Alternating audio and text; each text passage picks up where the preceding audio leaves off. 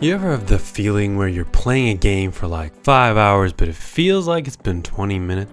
Eyes are starting to get strained, you're not even sure what you really accomplished, but you know you had a lot of fun. And your controller's about to die and it's full of sweaty residue and there's piss on your lap. That is video game immersion.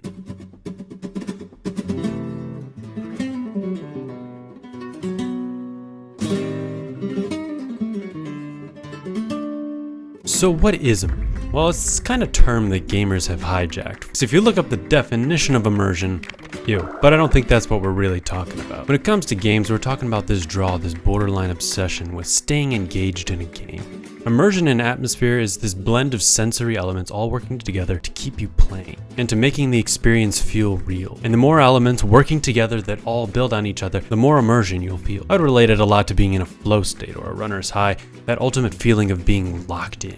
But I think it can come in a lot of different forms, especially since video games are an interactive medium with so many moving parts. And I wanted to go over some of the best ways that I am personally immersed in a video game. I think the simplest and easiest to understand is a narrative immersion in a game. Think of it as something like the first hour of The Last of Us.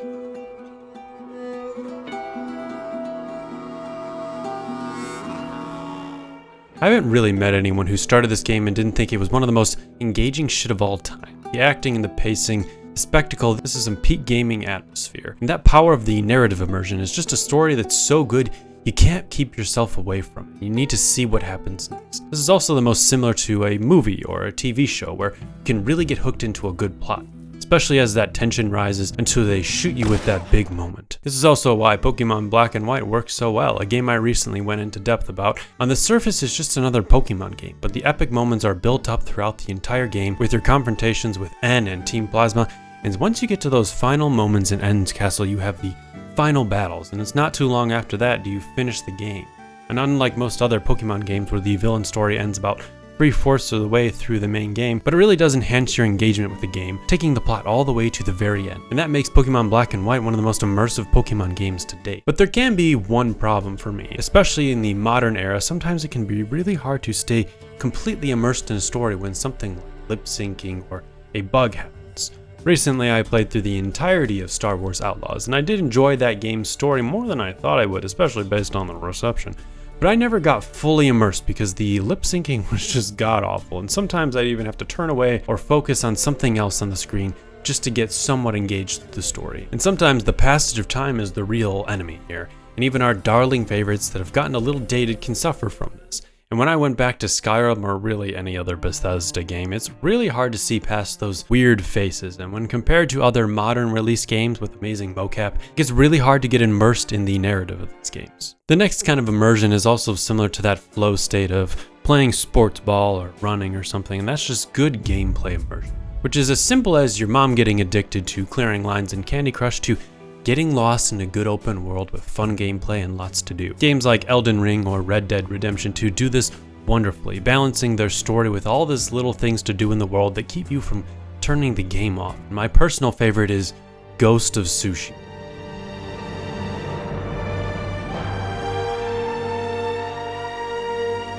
I know a lot of people nowadays especially are getting tired of or knock on open world games that are too big, and the games have you clearing camps or just doing shit with meaningless rewards, but I've played Ghost of Tsushima 3 times, and I've gone as far to liberate the entire island and clear out all the camps and strongholds in the game.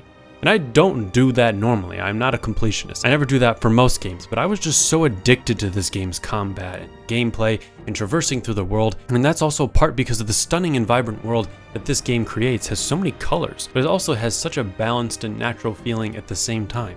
Everything is also so smooth and this game runs perfectly well with barely any breaks in that immersion, just make the whole world look amazing. And even when you do get in a combat scenario and you die, there's barely enough time for you to think about what you're gonna have for dinner because you get sucked right back into the game. And on my last playthrough, I even upped the ante playing HUDless, and doing this, I was just, am I even playing a video game anymore? Am I actually there? Plus, when you do get into those more narrative and intense story combat scenarios, the camera pans around and do some real cinematic shit to build up the tension. And at these times, in any moment, someone could attack you, and it keeps you paying attention. The last thing I'd mention with a game is usually this kind of games with a dynamic world, something that really feels alive. We even have an entire genre of games called immersive sims that hinge on creating this atmosphere and allowing you to play the game any way you want. A game that builds immersion over time as you realize the things that you did hours ago are now slowly having effects now in the game world, or that second playthrough ends up being completely different than the one before, making the world feel like it's just not some static linear story, but something that is actively being written and can be rewritten at any time to find out more about this world and story. And there's this sense of unpredictability that keeps you moving so you can figure out what's going to happen now, and what's going to happen now that you've made a choice that could impact the world. Games like Baldur's Gate ended up being so immersive to me because I really never knew what was going to happen in any scenario until you roll that dice. And there's about 17,000 different ending variations. That's probably more than in my dull life, but I think one of the best signs of a living world is one that you exist in and test the various systems. And the one I've probably done that the most in recently is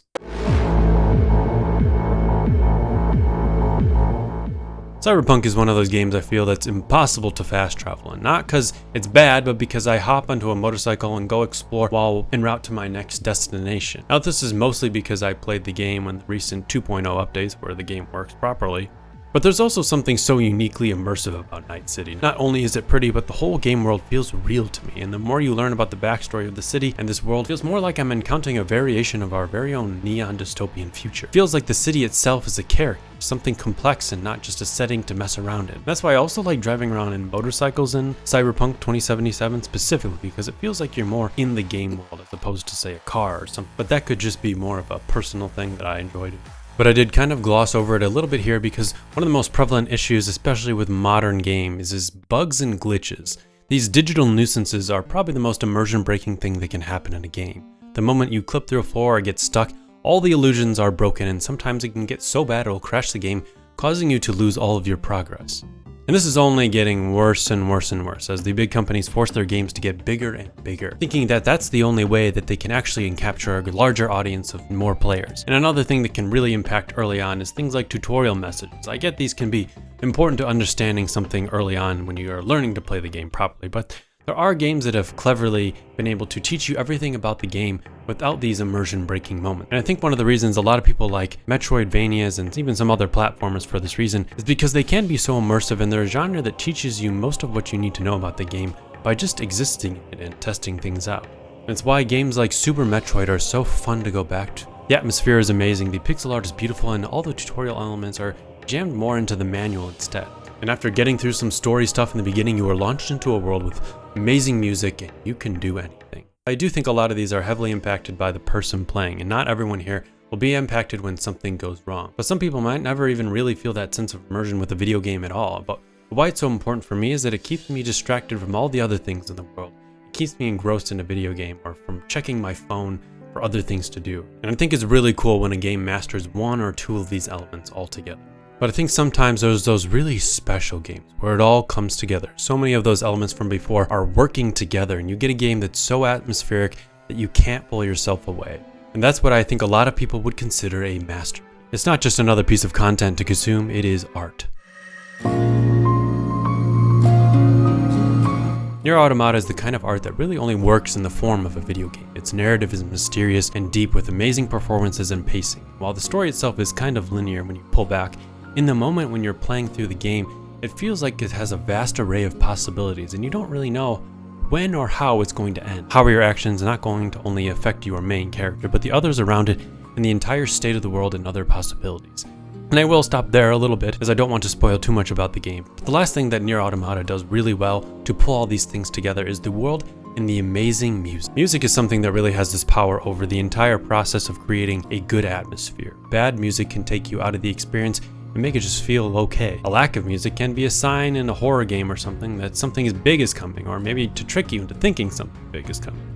But good fucking music can turn the entire emptiest worlds into something special and otherworldly. Combining all these elements and executing on them well can truly make a masterpiece of a game. And by the end of the story, it's so impactful it will stay in your head and keep you thinking for years to come. And its themes and best moments will never leave you.